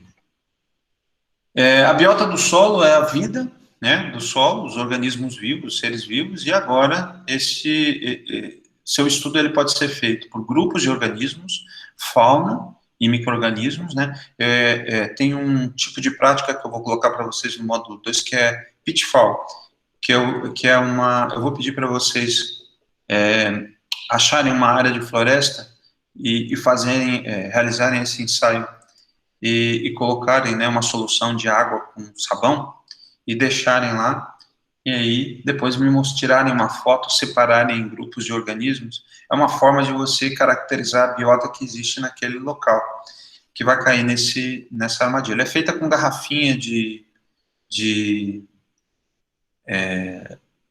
água virada, né? Você corta o fundo, enterra ela, deixa ela junto com a altura do solo, e aí você coloca uma solução. Os organismos que caírem ali, é uma forma de você fazer um monitoramento. Geralmente a gente coloca lá 10 dias e depois quantifica os organismos que caem nessa armadilha. É uma armadilha para medir essa quantidade de macro-organismos, né? Além de outras estratégias que são ligadas, tá? Então, depois a gente vai conversar mais sobre isso mais à frente. Outra forma de estudo, né, da biota do solo é grandes ciclos, né, que vocês podem medir questão de carbono, oxigênio e nitrogênio do solo. As funções, vocês podem, tem métodos, né, para medir processos de nitrificação, quebra de celulose, a presença de bactérias fixadoras de N, né, FBNs, né, os CBs, enfim, e outras inúmeros testes que vocês vão encontrar para estudo dessa biota. Embora o solo, né, seja pobre em nutrientes, a maioria das vezes, o solo é um ambiente que hospeda uma grande quantidade de vida, né? E essa abundância média de vida nos solos, ela varia de 10 a sétima, que seria uma população, 10 a sétima é 10, a vírgula está ali, aí você vai andando, a vírgula é positivo, né? 7 vezes, né? Ou 9 vezes, é uma forma de você, uma notação, né, científica para representar uma população, uma quantidade muito grande que vocês vão encontrar de células vivas por grama de solo, né? Então, sendo micro-organismos e macro-organismos, por isso que eu estou sempre na aula de microbiologia do solo, me referindo nessa aula de hoje como organismos, porque vocês também têm importância, têm uma relevância de macro-organismos também sobre esses solos. E essa ilustração, ela remete justamente isso. Essa miscelânea que vocês têm de indivíduos que são pequenos, né, microscópicos, fungos, né, larvas de besouros, minhocas, formigas, né, bactérias, né, que são pequenos, microscópicos, e organismos um pouquinho maiores, tatuzinhos, larvas de diferentes categorias de artrópodos, né, de insetos, aracnídeos, milípedes, né, a gente chama de centopeias, aqui é a centopeia, o caramujo, a orelha de pau, né, os fungos que são os únicos organismos capazes de degradar a lignina da madeira, né, a lesma. Então, todos esses indivíduos, eles representam essa biota do solo. E aí, fazendo um gancho aquilo que eu coloquei para vocês do pitfall, né, alguns desses macro-organismos, desses organismos maiores, vocês podem quantificarem por essa técnica da pitfall, né, que é usar uma garrafinha, corta o fundo, enterra, pega uma área em que você saiba que não vai ter nenhum animal, né, então o homem mexendo naquele local e deixa ali para que haja essa deposição, né, desses organismos. E aí você bota mais ou menos pela metade, né, da garrafinha uma solução. Geralmente a gente coloca de 1 para 1 de álcool com água e sabão. E aí sabão você pode colocar a olho, né? Você pode colocar um material que na verdade tem a função de quebrar a tensão superficial e esses animais não saiam, né, dessa armadilha. Então, vocês vão fazer, eu vou colocar, vai ser uma das propostas de atividade do módulo 2, de vocês fazerem essa armadilha, vocês vão tirar foto dessa armadilha, fazer um relatório e quantificar o número, né, de formigas, o número de animais que vocês conseguirem classificar, né, formigas, aranhas, centopeias, tatuzinhos, o que tiverem lá. Se vocês tiverem dúvida, eu posso lesmas, que caírem dentro do material, dentro dessas áreas que vocês vão me colocar. E aí vocês vão fazer um gráfico me quantificando o número de indivíduos que caíram nessa armadilha dentro do período de 7 dias. Pode deixar dentro de uma área de floresta, pode deixar dentro de uma área de pastagem, pode deixar dentro de uma área de agricultura, mas desde que nenhum animal destrua. Eu falo isso por experiência própria, porque a gente faz uma prática com os alunos, que eles pegam essas... Uma vez a gente foi lá para Fazenda Pedra Branca aqui, né, da escola, que faz parte da escola, e aí os animais destruíram tudo, eles viram a garrafa enterrada, o boi puxou a garrafa e foi uma bagunça. Só alunos chorando por causa da armadilha aqui, porque era feito por eles, e aí não tinha como quantificar os animais dentro das armadilhas que eles colocaram, tá bom? E aí eu vou colocar como proposta do módulo 2. Tudo bem, Giovanni? Os micro-organismos do solo, eles em geral, eles são negligenciados, como eu falei para vocês, eles são, às vezes não é dado muita importância como representantes, né, como essa vida desse solo. Então, obviamente, eu não quero passar a ideia de que somente bactérias e fungos tenham importância, né? Claro, eles têm uma representação muito grande, mas toda essa diversidade, eles têm um papel essencial nessa população, tá? Então, até virarem uma praga ou ocasionarem algum tipo de incômodo, esses organismos, eles têm um papel. Eles têm, né, um papel ecológico fundamental, que a gente já discutiu, e o mais importante é que eles são importantes, mais importantes do que previamente a gente imagina nesses perfis de solo. Então, essas biotas, elas podem ser representadas por besouros, centípedes, formigas, moluscos, minhocas, né, que são possíveis organismos que caiam na armadilha pitfall de vocês, colêmbulas, crustáceos, ácaros, nematóides, né, nematóides eu posso extrair desses solos, né, também, fungos, bactérias, nematóides, aí eu tenho técnicas para poder quantificar esses organismos menores também. Todos esses representam o que a gente chama dessa biota do solo. E aí essas concentrações desses organismos, né, essa biomassa, né, a densidade de biomassa de alguns grupos de organismos, eles são extremamente variáveis, né, e às vezes você tem uma quantidade de biomassa por grama de solo maior para micro-organismos, porque é a questão das dimensões do que compõe a sua célula, né, a sua densidade, ela pode estar ligada ao tamanho. Então, você vê, 10 a quarta, 10 a 11º, né, 10 a décima,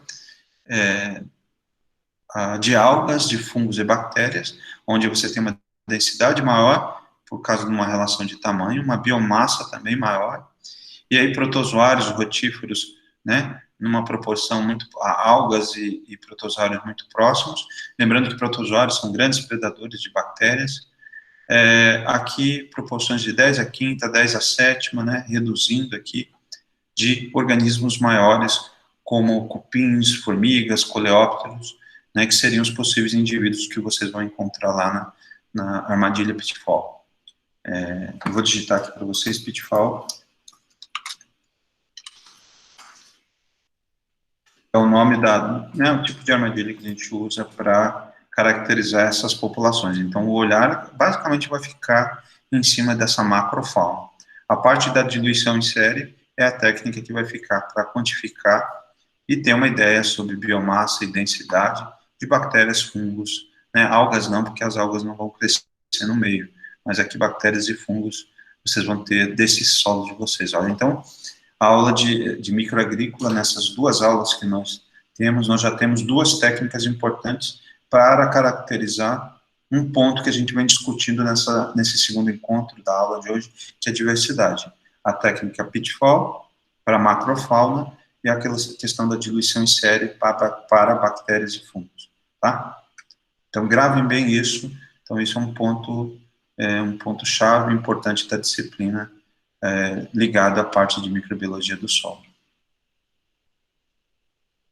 Tá? Então, a relação de maior quantidade, né, maior densidade, e aqui os destaques que nós temos, né, de bactérias e fungos, e aqui de minhocas, né, a grande quantidade, por isso que você tem a história dos humus de minhocas, né, os grandes protagonistas da degradação da matéria orgânica são bactérias e fungos e minhocas, né, e quando vocês leem, né, compre humus de minhocas, na verdade, é humus de minhocas produzidas por minhocas e por bactérias e fungos, tá? Então, esses dados de biomassa são dados de organismos do solo, eles podem exceder até 10 toneladas por hectare, tá? Aqui uma classificação de tamanho, os maiores organismos são chamados de megafauna, os menores macrofauna, né? Reduzindo, os menores são chamados de microfauna, e a maior diversidade, então isso é muito, muito importante, a maior diversidade vocês vão encontrar, com certeza, com relação às bactérias e fungos, né, né, aquilo que é microscópico, ele é mais diversificado no solo, tá? E a diversidade menor vai estar entre indivíduos maiores, de maior tamanho, né, que está aqui de 2 a 32, né, milímetros de comprimento. E aqui os tamanhos de 1024 até 1 micrômetro, né? Lembrando que 1 micrômetro é 1 milímetro dividido em 1000 partes. Então, isso é o que representa essas populações. Então, essa biota do solo, ela é composta por essa microbiota, bactéria, microfauna, fungos, nematóides, protozoários rotíferos, mesofauna, ácaros, colêmbulos, proturos, dipluros, sínficos, equitreide, isópteras, né, isópteras, os cupins, araneida, opilionide, coleóptera, besouros, megadrile, são as minhocas, isópodas, né, quilópodas, diplópodas, molusca, são os grupos que representam, além da megafauna, que seria aqueles animais que a gente estuda na zoologia, que ele não foi mencionado aqui, tá? Nós estamos dentro desse grupo aqui, da megafauna. Mega é grande, micro, pequena, né? Meso, que fica numa posição mais mediana, tá? Então, esse slide é muito interessante para caracterizar, e que tem tudo a ver com o tema da aula de hoje, que são organismos do solo. Esses organismos do solo, eles podem ser biófagos, a alimentação à base de seres vivos, eles são utilizados para controle biológico, com ações de predação ou saprofitismo, né? A questão dos fungos, esse aqui, no caso, é um fungo que é comestível, né? Ou eles podem ser onívoros, né? Que podem ter essas dupla aptidão, né? Se alimentar de mais de uma forma de alimentação, tá? Então, biófago, vocês poderiam me perguntar, alguns indivíduos, né, predadores podem ser chamados de biófagos, né? Olha o nome aqui, né? E os saprófagos se alimentando de material morto, tá? Além disso, nós temos organismos que são simbiotrófagos, né? São aqueles que nutrem através de substâncias oriundas da simbiose. Então, os exudatos radiculares, né, vão fornecer alimento para as bactérias fixadoras, em leguminosas formam esses rizóides, né? E aqui o caso das micorrizas, que vão aqui expandir o sistema radicular. Isso aqui é um risotrom, é uma planta que foi colocada num aquário, e é como se fosse um aquário, né? É uma adaptação. E aí você vê o sistema radicular próximo à parede do aquário, e você vê as interações do fungo com a planta, né? Esse aqui no caso é pinus. Então o sistema radicular dele se expande, a resistência seca se expande, a absorção de fósforo é fornecida pelo fungo, e a planta faz fotossíntese, os exudatos, eles são fornecidos para a micorriza. Micorriza, e aqui rizólogo. E aqui são interações que vocês vão encontrar com organismos vivos. Além disso, vocês têm as relações que são chamadas de microbióvoros, alimentam-se de micróbios, amebas, ácaros, né? Lembre que eu falei para vocês, a ameba é um protozoário que se alimenta de bactéria, né? Ácaros e nematóides. Ácaros, aqui no laboratório, nas placas, sempre encontro muitos ácaros micófagos que se alimentam de hifas fúngicas, né? Nematóides, né, que se alimentam, que são predadores de bactérias, de outros organismos, além dos nematóides que se alimentam de plantas, que vocês vão estudar na disciplina de nematologia ou dentro da disciplina de fitopatologia.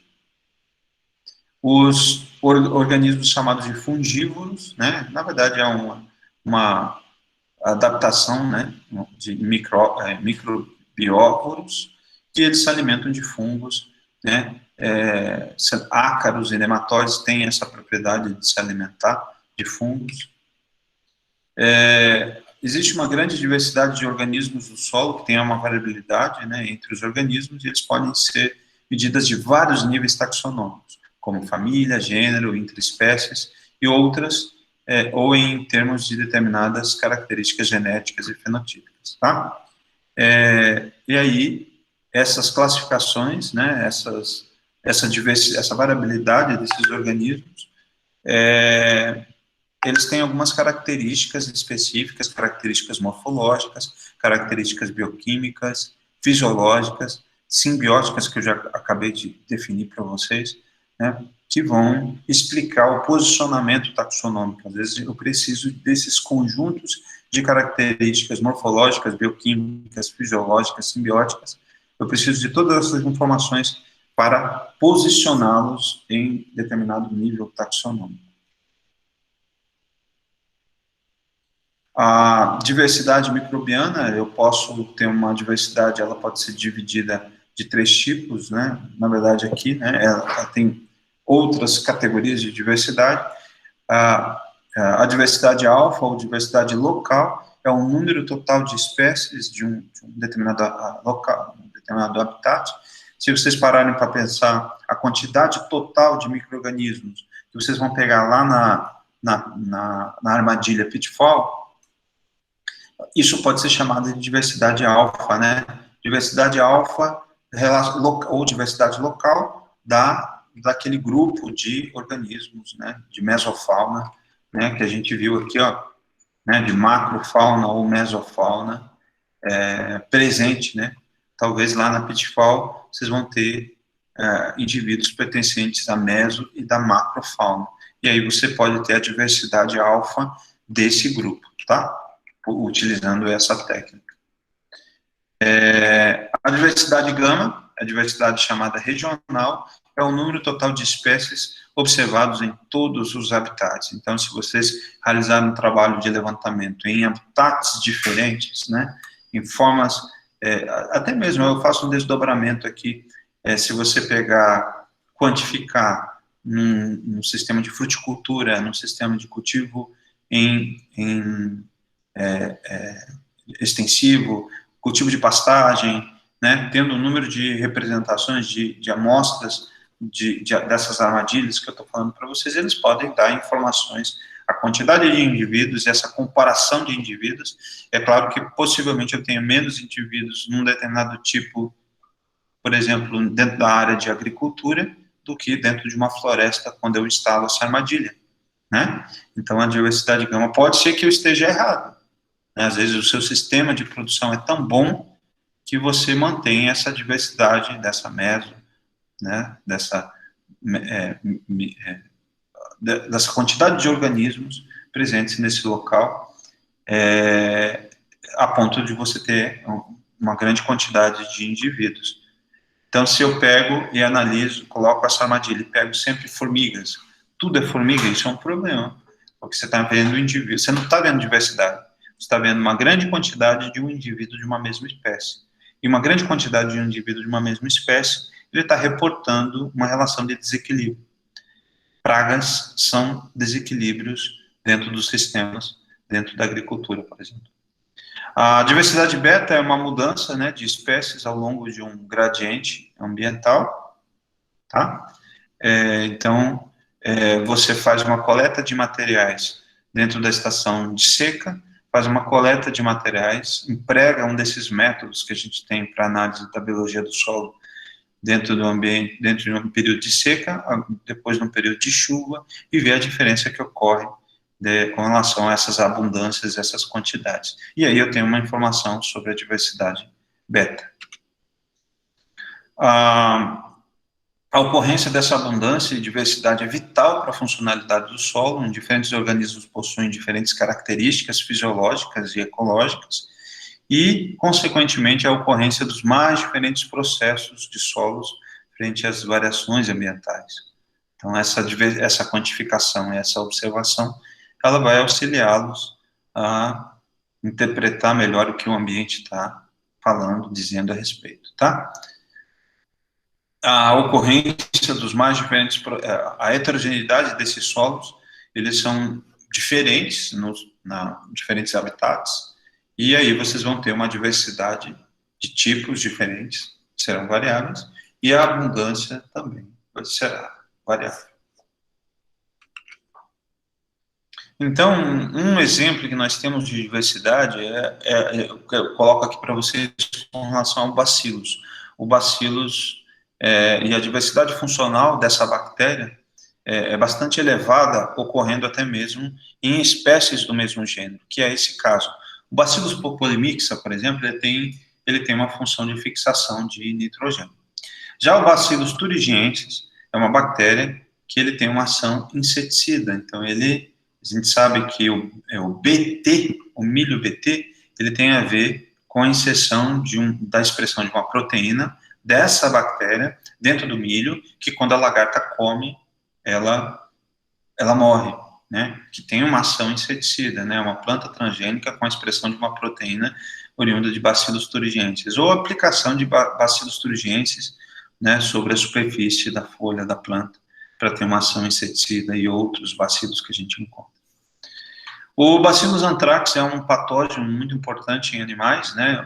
Eu me lembro uma vez de uma carta que um presidente americano recebeu em que o papel, as bactérias, eu posso desidratar, eu posso fazer com que elas tenham uma aderência com papel, e bactérias patogênicas eu posso contaminar através de cartas, como um armamento biológico.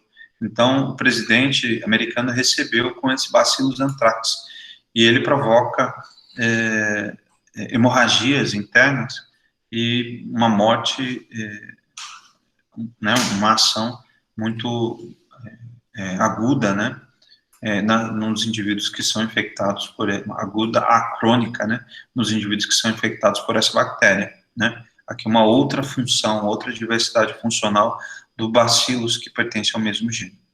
Bacillus cereus, que é um solubilizador de fosfato. O que significa isso? Que ele, né, disponibiliza, ele faz com que o fósforo ele se torne disponível para serem absorvidos pelas plantas, então é muito benéfico tê-lo nos solos, né? E o Bacillus subtilis, né, que tem uma ação também, uma ação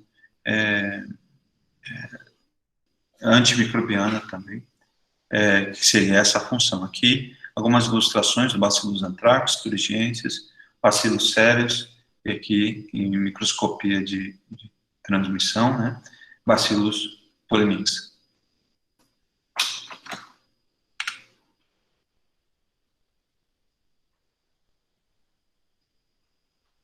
Aí vocês têm diferenças morfológicas aí com relação às bactérias, né? Eles podem ser cocos, diplococos, podem ser streptococcus, né? Diferenças com relação aos arranjos de bactérias que são esféricas. E aqui o Staphylococcus, que eles podem ser similares a um cachinho de uva. A ilustração não está muito boa, mas seria esse o conceito. E aí as bactérias que são bacilares, né? Aqui vocês podem ter bactérias bacilares com muitos flagelos. Aqui bactérias que têm um formato de espirilos, né, com flagelos nas extremidades. As bactérias em formato de salsicha, né, são os vibriões.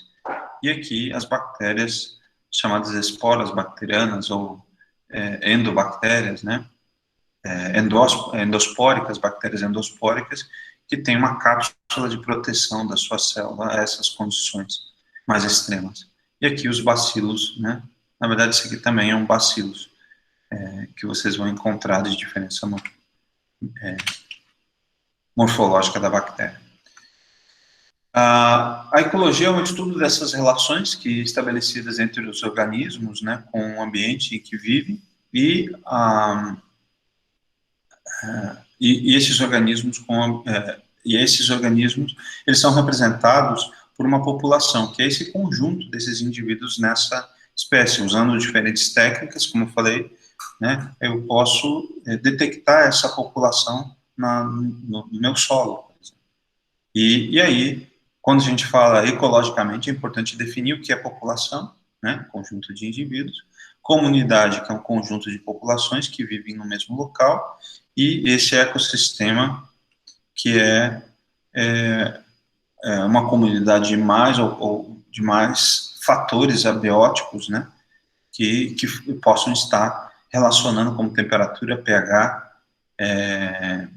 e os outros, né? Então, é a comunidade, o ecossistema, levando em consideração também os fatores abióticos, tá? E aí os biomas, né?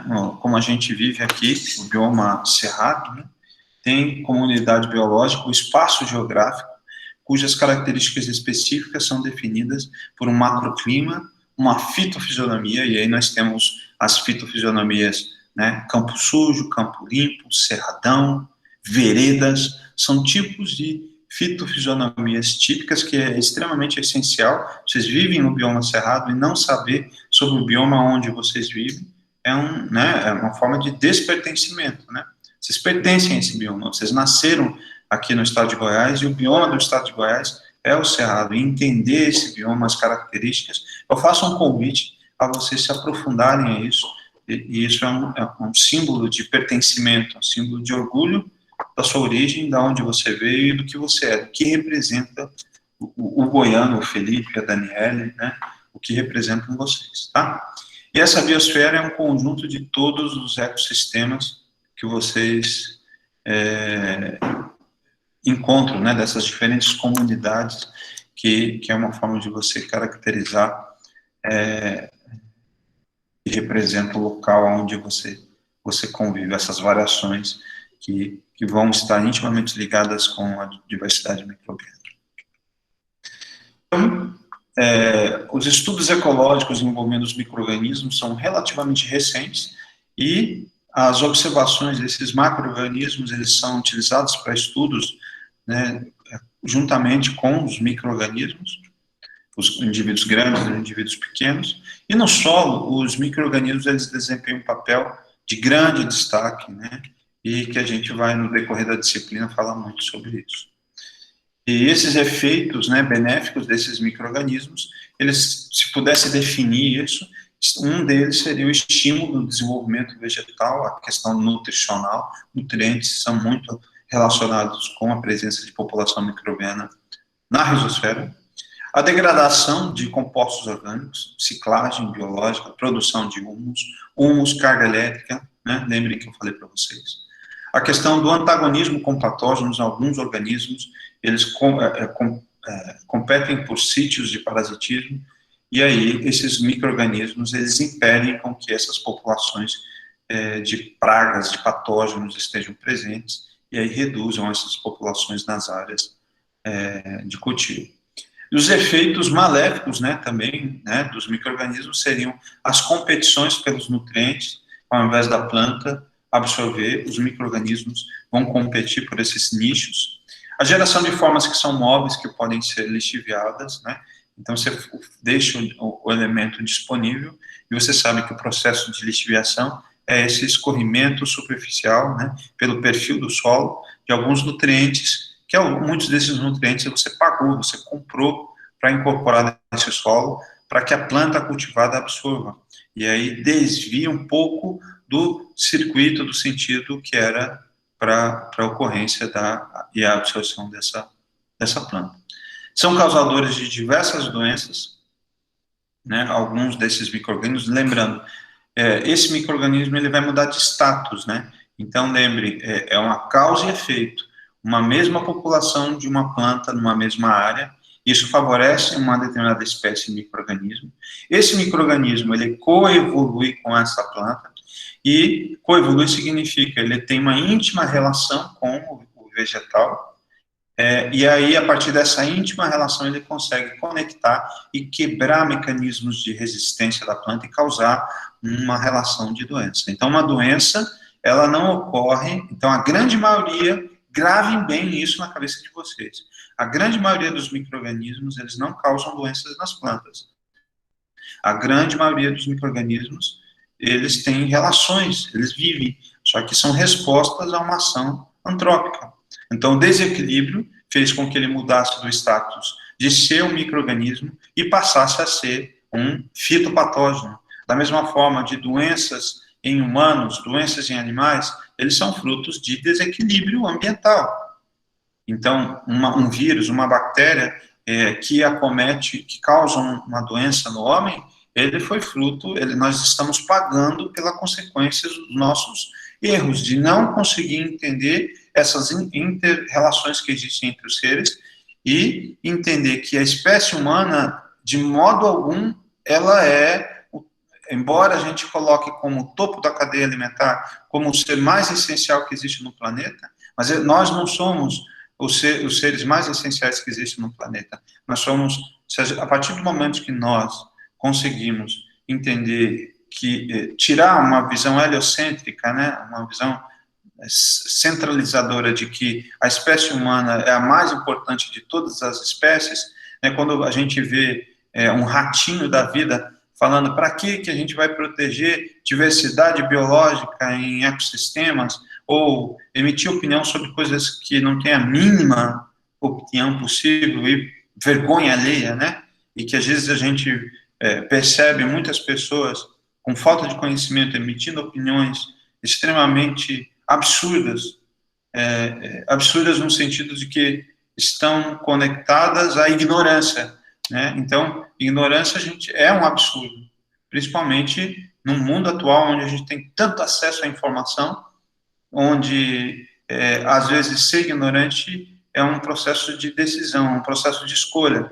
E a gente vê algumas pessoas sendo ignorantes por uma questão de escolha. E trazendo uma boiada, né? E trazendo uma série de ignorantes junto a essa falta de uma opinião embasada, né? Eu, de forma alguma, vou falar sobre coisas que eu não tenho a mínima relação, ou então que eu não tenho conhecimento. E se eu não tenho, eu vou tentar estudar. Como eu faço? Como eu estou aqui, né? Microbiologia do solo não é uma área específica. Eu já estudei muito sobre isso, e isso acaba me dando uma certa propriedade para falar sobre essas questões que eu estou colocando aqui. Então, eu, de modo algum, vou falar sobre microbiologia do solo se eu não estudar, se eu não sair desse meu espaço de ignorância que estava em alguns momentos anteriores. Eu já dei muitos anos atrás, o professor que era responsável por micro agrícola, ele mudou, e não houve contratação de um professor responsável, e aí ficou alguns anos a professora Gleina. O ano passado foi o professor Carlos, e aí, como o professor Carlos estava com muita aula esse semestre, resolvi dar esse semestre, voltar a dar. Mas é claro que a gente, como professor, vai estudar. E vocês também, é extremamente importante saber sobre essas relações de diversidade, sobre essas relações de transgenia, sobre essas relações da proteção de plantas, agrotóxicos, e ensinar à sociedade que, às vezes, é guiada como bois para um caminho para ter uma opinião extremamente absurda sobre as coisas. Então, eu espero que os meus alunos, pelo menos os alunos que eu tento preparar, eles, se não souberem, eles vão saber correr atrás, e que a ignorância não seja um processo de escolha, e sim, e que a ignorância seja, na verdade, uma busca por conhecimento, por coisas aos quais eu não tenho opinião, para ter uma ideia formada pelas coisas e entrar em debates com profundidade. Tá? Eu vou parar a aula de hoje nesse tópico. A gente vai continuar falando sobre organismos, né? Então, a gente parou no tópico de ecologia. O João Vitor, ele falou: sempre que eu favorecer organismos, a diversidade do solo será benéfica, ou pode haver risco de favorecer, por exemplo, uma bactéria ou um fungo? O favorecimento de uma bactéria, um fungo ou um inseto, João Vitor, isso é uma consequência de algo que eu fiz no processo produtivo que é incorreta. As pragas são respostas da agricultura. A agricultura é uma atividade de desequilíbrio. Ah, mas professor, eu preciso produzir alimento, né? O mundo precisa, na verdade, a gente produz alimento para atingir o mercado interno, atingir o mercado externo, satisfazer, né, uma questão de PIB, sustentar o país, né? Então, e conseguir mais dinheiro para que a gente consiga aplicar de diferentes formas na sociedade, na saúde, na educação, no ensino, na pesquisa, e esse dinheiro ele é aplicado para que vocês, para pagar o meu salário, para pagar toda a infraestrutura que a gente tem para o desenvolvimento dos países, né? É assim que funciona. Então, se você privilegia de uma maneira igualitária, João Vitor, para manutenção dessa diversidade, então a ação ela não pode ser unidirecional para um único tipo de população. Então, o que eu quero dizer de uma maneira mais clara? Se você incorpora matéria orgânica, se você protege o solo, se você tem uma prática preservacionista, tem lá os terraceamentos, né, já que a gente precisa produzir, e esse é um elemento que está intimamente ligado a esse sistema, então, que eu faça com que esse sistema cause o mínimo de impacto possível que desfavoreça o surgimento de uma determinada espécie, como uma praga e uma doença, tá, João? É mais ou menos essa a forma de pensar que a gente tem que ter. Então, a agricultura por si só, a agricultura convencional que a gente tem, por si só, ela vai estimular essas populações de pragas e doenças. Ponto. Então, como reduzir e minimizar esse impacto é essa a questão que nós temos que imaginar. E aí, para isso, eu preciso ter conhecimento sobre essa valorização de diversidade, conhecimento para detectar, dentro desses pilares que sustentam a produção agrícola, como eu posso aprimorar e evitar com que isso aconteça, com que esse desequilíbrio aconteça, né? Eu já vi autores falarem, João Vitor, que a agricultura ou a própria espécie humana é uma grande praga, porque a gente é capaz de raciocinar, e a partir do momento que a gente é capaz de raciocinar, a gente cria formas de reduzir o impacto dos agentes de controle. Quem vai reduzir a minha população?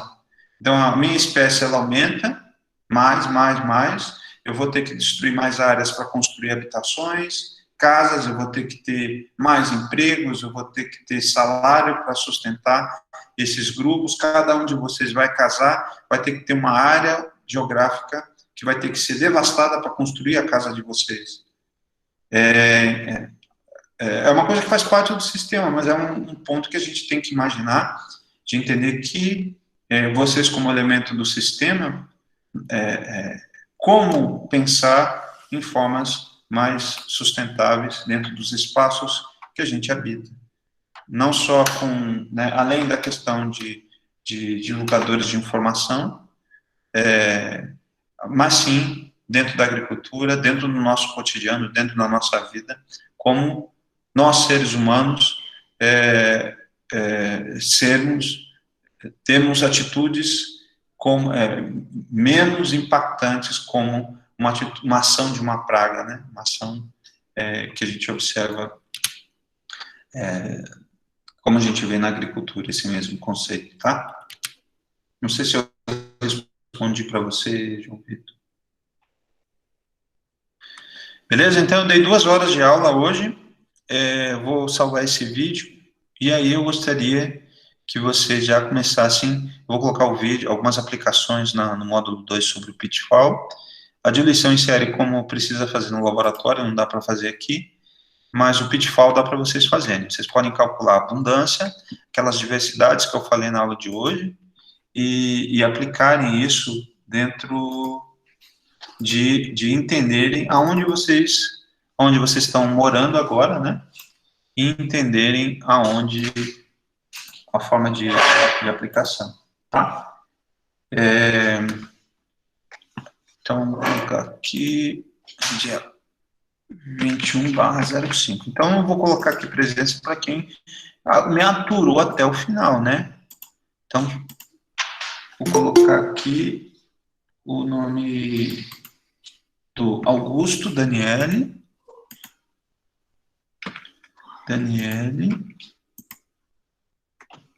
Danilo Felipe.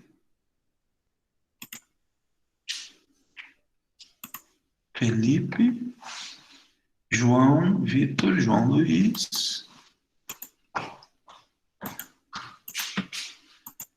João Luiz, cadê o João Luiz? Está aqui. Alguma dúvida até agora, gente?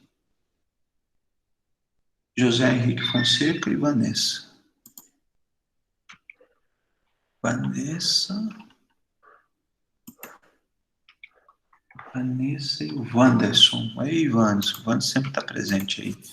Alguma dúvida? Eu acho muito interessante essa matéria. Eu, pelo menos, aprendo muito estudando sobre isso. E a aula de hoje, né, essa questão de organismo, eu acho bem interessante, que tem uma ligação, uma aplicabilidade muito grande com vocês. Agrônomos, né, futuros agrônomos.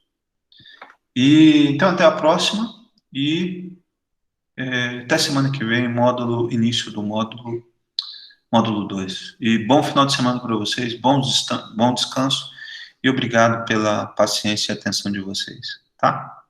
Fiquem com Deus. É muita coisa mesmo. Às vezes e eu falo muito também, né? Vocês também têm que, às vezes, me dar um freio aí, né? Podem me sabatinar, me colocar contra a parede aí também.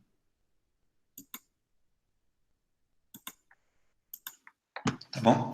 Até mais, pessoal.